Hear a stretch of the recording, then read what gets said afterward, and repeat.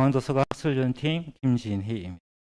지금부터 책 해는 밤 중앙도서관 저자 초청 강연회 및 독서 캠프 프로그램 영상에 대해서 발표하겠습니다.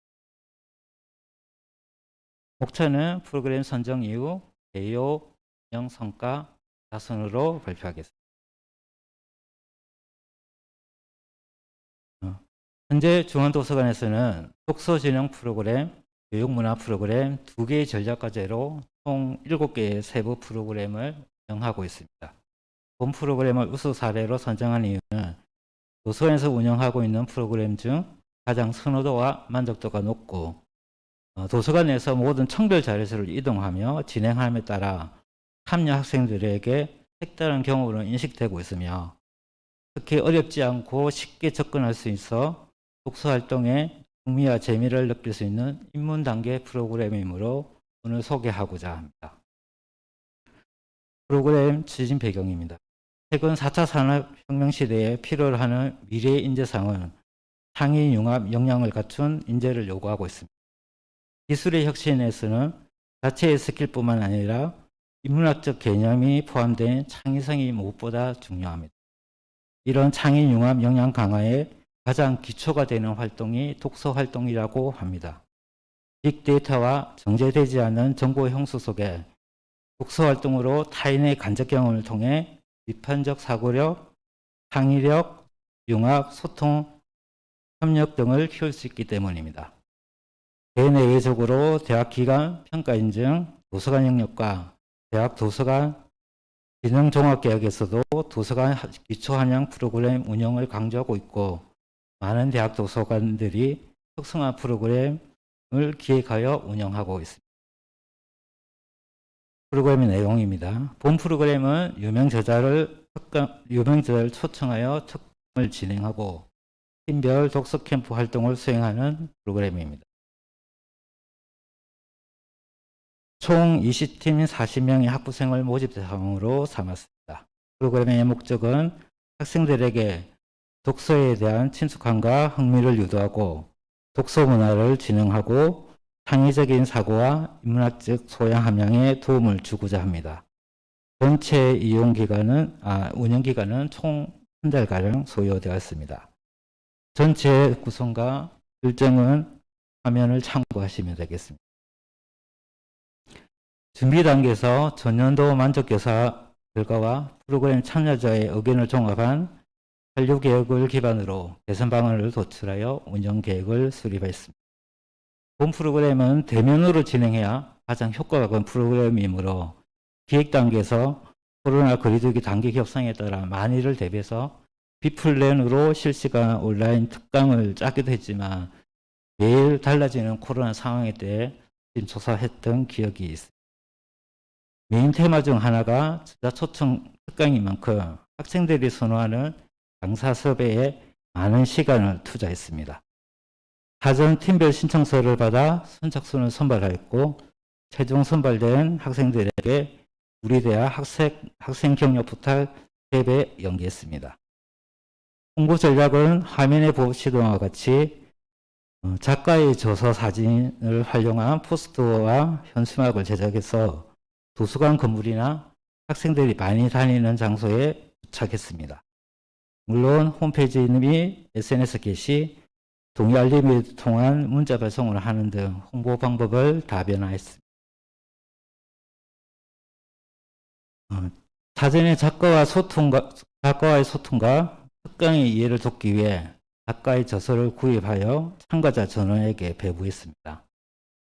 프로그램 행사 당일에는 계속 언급하지만 코로나 사회적 거리두기 확보를 위해 프로그램 진행 장소를 공간이 드넓은 도서관 2층 전기 간행실로 별도로 세팅해서 진행했습니다.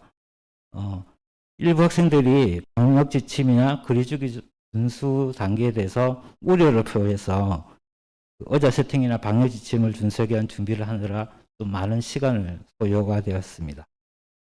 행사 장소에는 텐트와 전정을 설치하여 캠프 같은 분위기도 조성해 보았습니다. 참가자 현장 접수 확인 후 코로나가 빨리 지나가길 기대하며 악당은 아니지만 지구 정복이라는 여행 주제로 교보문고 BS24 알라딘 여행 부분 베스트셀러 작가인 안신혜 작가님이 강연을 했습니다.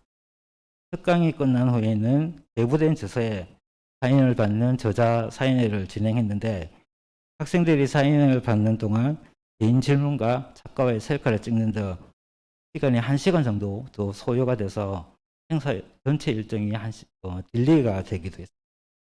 하지만 참여 학생들이 가장 선호하고 좋아하는 모습에 프로그램 진행자로서는 좀 뿌듯한 마음을 느끼기도 했습니다. 일부 행사가 끝난 후 저녁 식사를 진행했는데 여기도 마찬가지로 사회적 거리두기를 준수하여 지정가서에 미리 식사를 세팅하여 준비하게 됐습니다. 식사 후 2부 프로그램은 나만의 여행 포트폴리오를 PPT 파일 형식으로 팀원끼리 작업하여 제출하게 했습니다. 결과물 작성 시간은 2시간으로 제한했고 여행지를 선택해서 준비에서부터 여행 전반적인 과정을 포함한 내용으로 최종 결과물을 웹 시스템에 업로드하게 했습니다. 프로그램의 모든 진행 과정이 종료가 되고 총평을 진행해서 참여자의 개인 의견을 직접 듣는 시간도 가진 후 모든 프로그램을 종료. 학생들이 업로드했던 결과물입니다. 우수상 총 20팀 전원이 제출했고 평가 기준표에 따라서 우수 한 팀, 장려 13팀을 선정했습니다. 우수 한 팀에는 장학금 10만 원, 장려 13팀에는 장학금 5만 원이 지급되었습니다.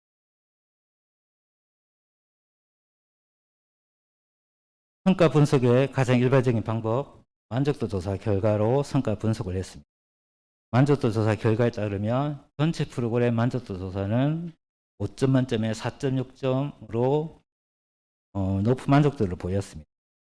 강사 만족도가 4.8점으로 가장 높았고 장소 학습 역량 부분이 낮았었는데 코로나 사회적 거리두기 때문에 프로그램 진행 장소와 의자들이 좀 불편한 의견이 있었습니다.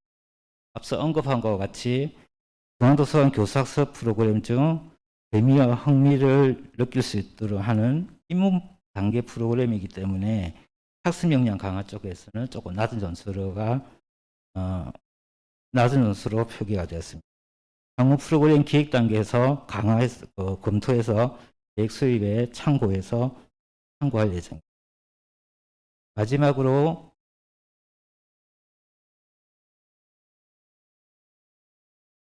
마지막 제가 발표이기 때문에 조금 다른 방법으로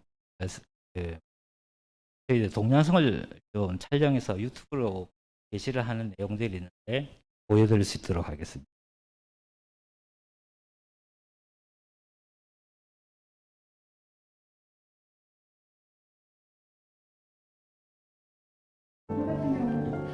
그 2020년하고 2019년을 동시에 올렸는데 보시면 조금 분위기가 좀 많이 다른 걸로 확인할 수 있습니다.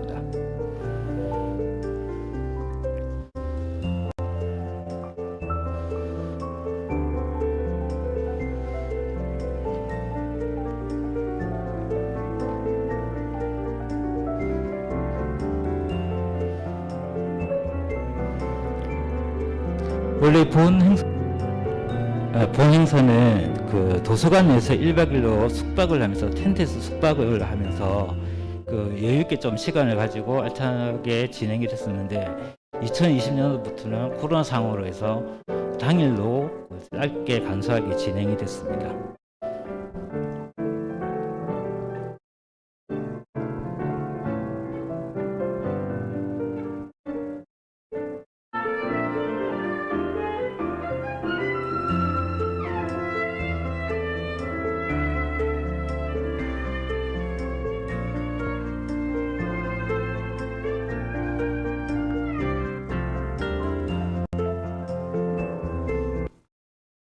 이상으로 프로그램 발표를 마치겠습니다. 감사합니다.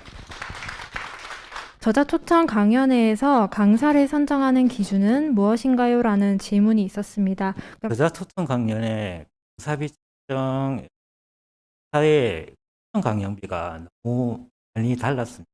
이게 대학혁신 지원 사업으로 진행하는 프로그램이다 보니 한정된 예산을 맞춰서 저희들은 40명을 대상으로 소규모로 운영하는 프로그램이기 때문에 해당하는 거를 좀 노가다처럼 홈페이지라든지 SNS를 열심히 탐색해서 했습니다. 모든 그 초청 강연의 강사의 아마 선정 기준은 이거 자체 이 기준을 좀 잡을 수 있다고 저는 판단이 되고